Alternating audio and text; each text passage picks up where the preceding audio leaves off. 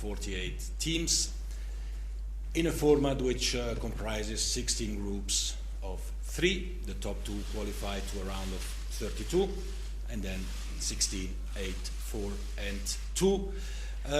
The news, or the good news in this respect, are that this format can be played in exactly the same number of days as today, 32. That the team winning the tournament will play maximum 7 games as today. That the tournament will take place in 12 stadiums as today. But on the upside, that 16 more countries, some of which probably would never have dreamt to participate in a World Cup, will have the chance to participate, and many more will have the chance to dream to participate in the World Cup. So from our side, at the FIFA Council, certainly a positive decision when it comes to football development. It was a unanimous decision, and for this I'm very grateful to all the Council members. There were then some other topics which were also dealt with in the press release, but I would say we opened straight for questions, so I can answer the questions and maybe add some points as and when needed. Okay, first question. Here. Arne Richter, Deutsche Presseagentur. It's okay to ask in German? Or? Yeah. Herr Infantino, 2 Fragen. Die Idee mit dem Elfmeterschießen nach jedem Gruppenspiel, hat das weiterhin Bestand? Ist das schon fix? Und wenn nein, wer wird diese Entscheidung wann treffen? Und die zweite Frage, es hat eine gute Stunde gedauert, da waren relativ deutliche kritische Worte von Joachim Löw, dem Weltmeistertrainer, von Oliver Bierhoff da, und auch Reinhard Grindel, wahrscheinlich zukünftiges Council-Mitglied, sieht die Entwicklung kritisch. Wie sehen Sie die Reaktion aus Deutschland, und warum kommt eben aus Deutschland immer wieder die Kritik an der WM mit 48 Mannschaften? Can you please answer in English? Because translation in German doesn't work. I have to translate? I answered in English. Okay. It's about criticism from Joachim Löw. Sorry. I can make the translation of the question whilst I answer. Sorry that I answer in English then. With regard to penalty kicks after the match and so on, this will be part of the competition regulations to be decided a few years before the event. It's nothing for now.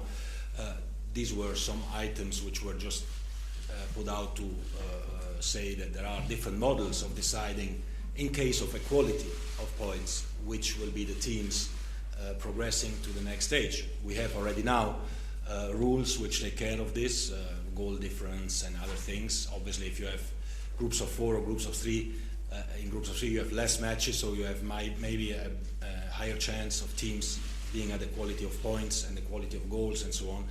There are different ways.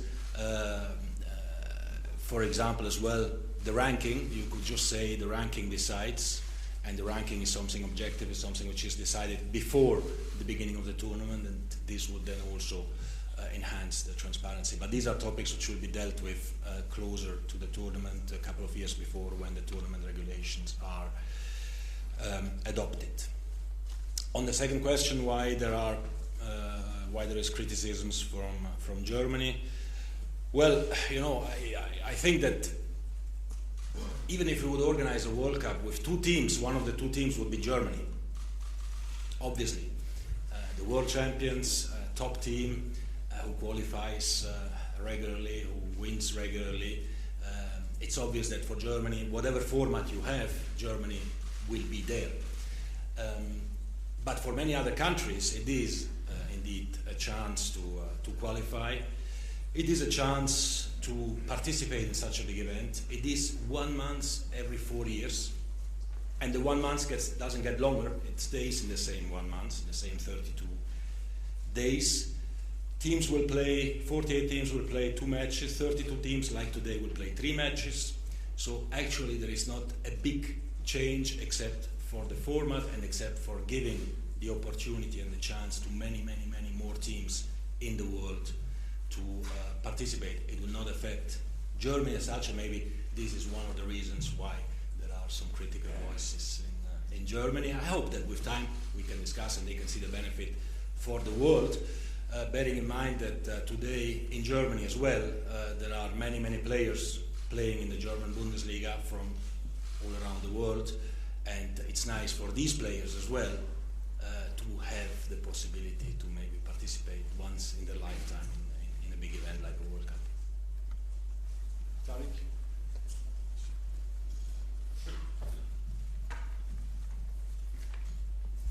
Some water. Yeah. Gianni. Hi. In between this press conference and the announcement, it wasn't just Germany, it was the European Club Association put quite a strong statement. I don't know if you had a chance to see it because you had your meetings. But they said, this is a political move. This hasn't been done for sound footballing reasons. What's your message to them? What do you have to do to sort of convince that these big European clubs, because they're a major part of world football at the moment, they employ a lot of these players who are going to participate from all over the world? Well, I think there is, of course, a dialogue and a channel open with the European Club Association since many years. I know them since many years as well, personally, very good. And there are some critical voices from some clubs. I prefer to focus on the positive ones, because when you take a decision, obviously not everybody is happy with the decision. Some are critical, many are happy. We took a decision which was unanimous between the clubs, between the players, between the coaches. There are a lot who favor this decision. I was reading Ottmar Hitzfeld yesterday, who was very much in favor as well, but many more. I think that when it comes to the clubs, and we have of course discussed this topic many times, or several times as well with the clubs, the main point was always, let's not add on the calendar and let's not add on the burden to the players, and we have achieved this. If you remember, I've put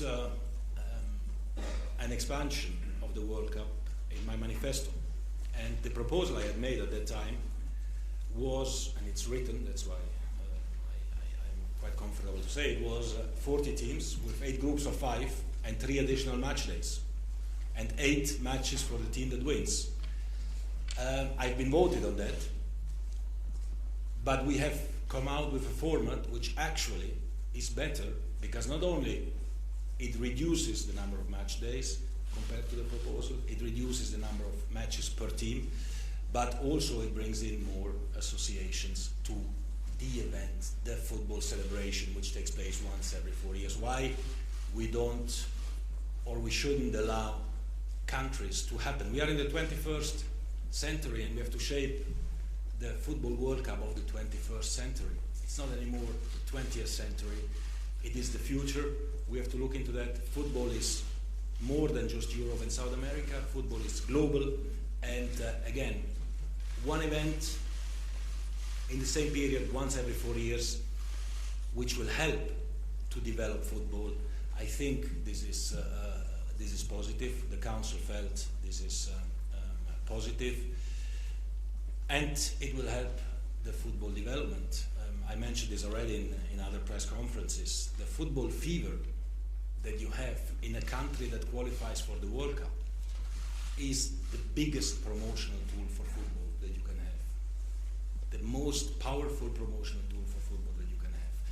From November, when you qualify, till June, when the World Cup takes place, these 9 months are extremely important for the development of football if you qualify for the World Cup. If you don't qualify for the World Cup, it's a disaster for many countries. The coach is sacked, the association gets in trouble, clubs have problems recruiting players, grassroots, and so on and so forth.